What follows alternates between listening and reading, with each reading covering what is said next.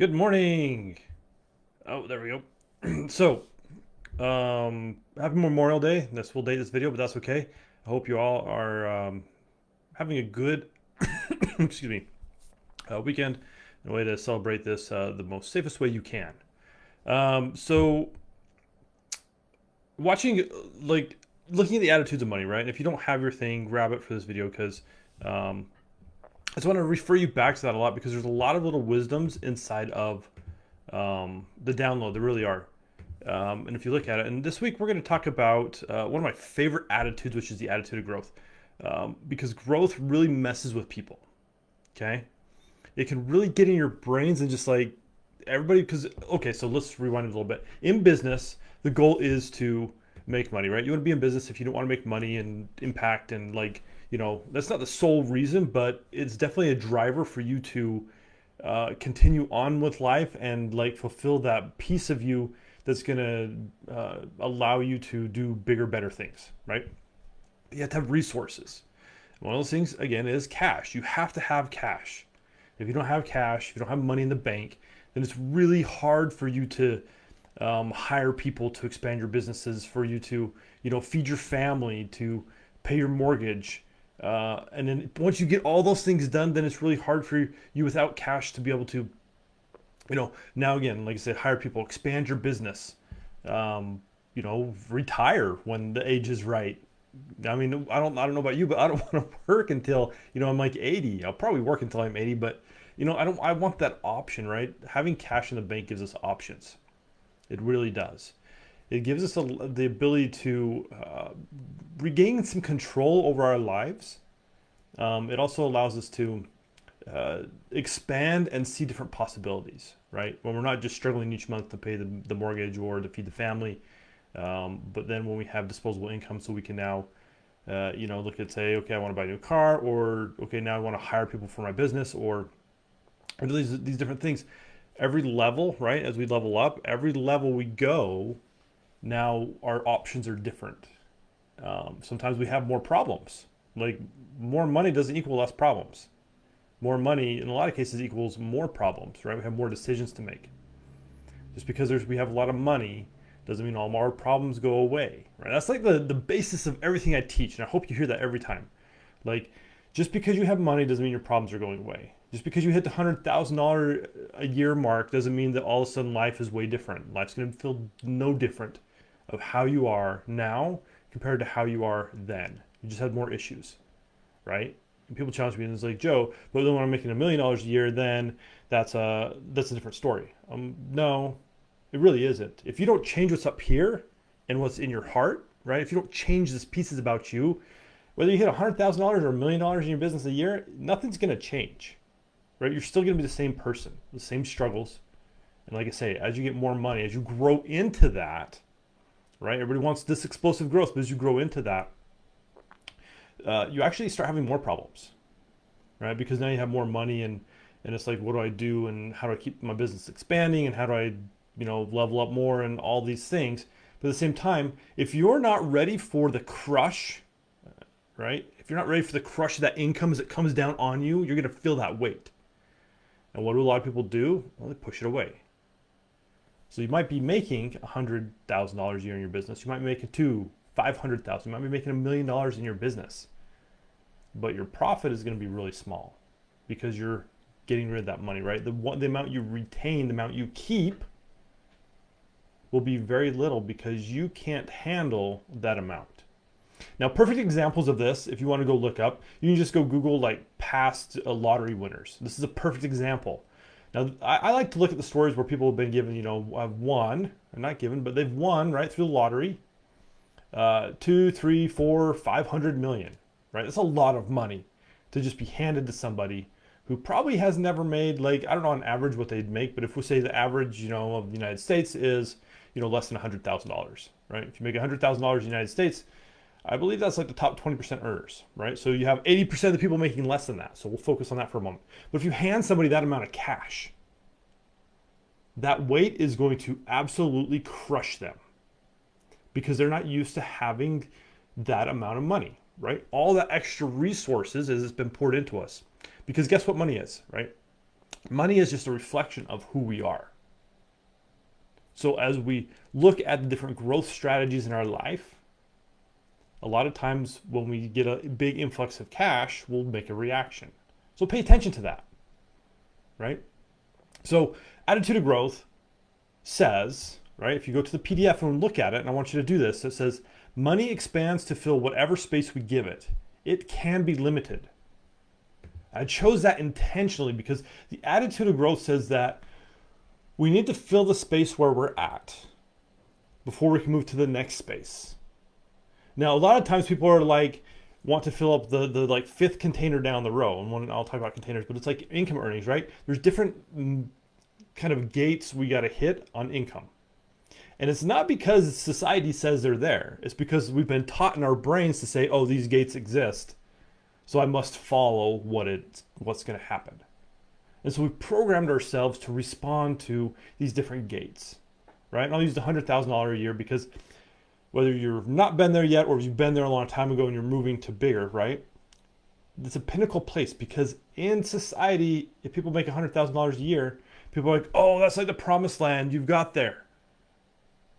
It's not going to be hard anymore.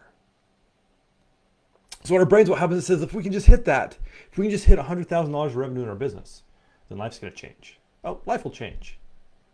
Right? But we're still, again, like I said, pulling that same stuff with us. All the stuff, all the I'm not good enough, all the can I really do it, all the, self-doubt and can I reproduce what I just did because I did it once, but maybe it's just a fluke, right? Maybe some of you have heard all this. Can I charge my clients more money because guess what? I don't know. Right? We don't know how they're going to respond, but no, you know what? 100% of the times you know how you're going to respond. So what I want you to do is take an inventory of this person, and be like, where am I at?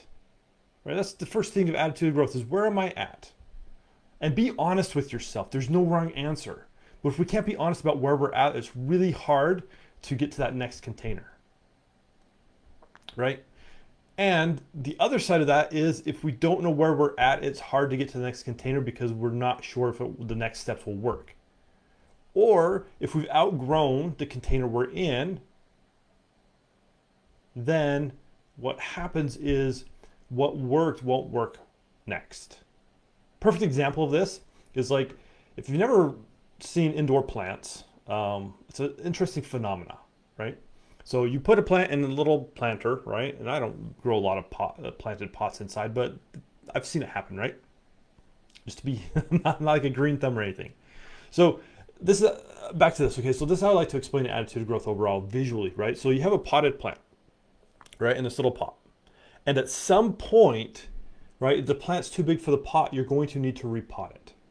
Now, if you've ever done this process, right, as you pull it up, you know it's time to repot the plant into a bigger pot, right? It needs space to grow, like we do, right? If we're held in a confined place, we don't have any space to grow. But what happens is if the plant is too big or grows to be too big for the pot, when you go to replant it, what you'll see is a whole root system like at the bottom because it keeps trying to go deeper, but there's restriction there, right? So you see like this whole root system. You're like, oh, okay, cool. So it's time to go.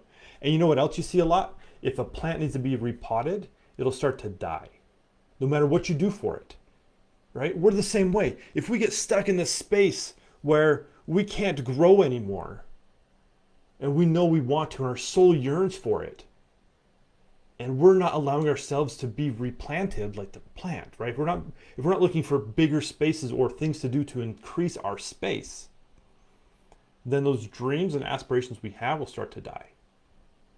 And we'll stay stuck where we're at. And then usually what happens is business owners just like quit their business. They'll sell it off or get rid of it and be like, this wasn't for me. But that's not the case. Like if we can think about this a little differently and be like, what are the indicators of I'm here for too long? What do I need to do to get to the next step? Well, most people can't see what that next step is. So that's when you hire a coach or a mentor, right? Because they can see from the outside, oh, like the plant's just growing. It takes a human to be like, oh, you need to be replanted, right? And move you to a bigger pot. So things to look for yourself is, again, figure out where you're at, figure out what's going on inside of you, figure out like, do you have the client load you want? Are there clients in there that you don't want, right? Maybe we need to prune some stuff out. But look and say, no, this is not. So then figure out, what do I need to do to get to that next level? Because it's, the way you're doing it now is only going to get you so far. Now, here's a warning, right? When you go to move to the next level. So I imagine in my brain, this little plant that's in your pot is kind of like alive, right? Plants are alive, but it's like, think of it for like as a human, like a cartoon, like it's a live little plant talking and everything, right? You scoop it up out of the pot, and in that process of moving it from one to the other, I just imagine in my head like the little plant screaming for its life, like, oh no, I'm going to die, right? Just screaming out in pain because it thinks it just got uprooted from its home that it felt so comfortable in. And in that process, it doesn't know what's next, right? And as it goes and moves over to the other pot, and they get more soil and new soil and all this stuff, it feels comfortable. And it's like, hey, this is cool. I got a new place to live. And then it can start to grow and flourish and grow to its potential it can in that pot. We're the same way. So don't get comfortable where you're at, right? The attitude of growth says that, the space can be limited and we can limit ourselves. But if we find the right people in our lives, if we find the steps, what we need to do to get to that next level, which is not what's gotten us to where we're at today. You need to think outside the box. You need to innovate inside your business. If you're charging hourly, maybe it's time to go to packages. If you have packages, maybe it's time to increase the price, right? Whatever you got to do to grow. Now, the other warning number 2, is, again, you can't be thinking, if I'm only making $100,000 a year in my business, or if I hit 150, like I know somebody who, year one, whatever, they got to the point they're making $150,000 in a business a year. Awesome. And they had, it makes me laugh. They had somebody tell them, oh, you could definitely do $1 million next year. So you should go for $1 million. I'm like, that's not going to work.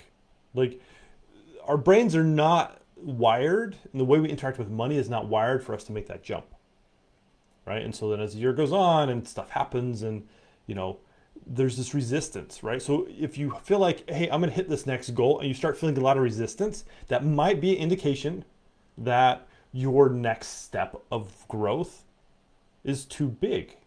And it's not too big because it's impossible, it's too big because you can't see it, right? You can't fathom it being that. So you need to check yourself. Check in. And I'd say do it weekly. And just say, where am I at? Where am I going? And am I still on trajectory, right? You can set business goals and KPIs and all these indicators, right, that will help get you there. It's a lot of good data. Do something. Set up a system to help you see, am I going to hit my goal? But here's the other thing. If your goal this year is the same as it was last year, you're not pushing yourself. You're all doing this because you want to make some kind of impact. And making the same kind of impact as you made last year, this year, is not growth. It's stagnant. And when money gets stagnant, when water gets stagnant, it gets smelly. So choose into growth, figure out where you're at, where you want to go, and realistically, see if that's viable. And if you want to leave in the comments below, right, of the video, after you watch this, be like, hey, this is where I was at last year, this is where I want to get this year, right? We're halfway through the year almost. Then drop it in the comments. I'll respond to it. That's my superpower. I can see, like, where are you? Where are you going to go next? Right? Where are you at with your money? What do you want next? I can tell you if it's too big. I know all of you. I've interacted with everybody in here. So figure out what that is. Attitude growth is really powerful because it tells us where we're at, where we want to go, and if it's too far. Okay? And the numbers are only part of the equation, but they tell the truest story because it's very good data that's not subjective, right? It can't be like twisted and turned. It's like, here are the numbers, here's what I made, here's what I want to make, and is it what I want, right? And then we can dig into stories and all that stuff. So Yep. Again, comment below. Let me know where you were last year to where you are so far this year. It's halfway, and what your goal is, because there's a lot of power in that. But again, you got to check yourself and say, are my goals realistic? Where am I really at right now? And that's not a fun exercise, because we have to really look in the mirror and say, do I like what I see? And most of the time, it's no. And that's okay, because there are tools and things you can do to change the way you feel about yourself. But until you know where you're at, it's really hard to change, right? Awareness is the first key to all transformation. So, yeah. So, attitude growth, I love it. Let me know what you think. Let me know if you have any questions, and we'll see you in the group later. Bye.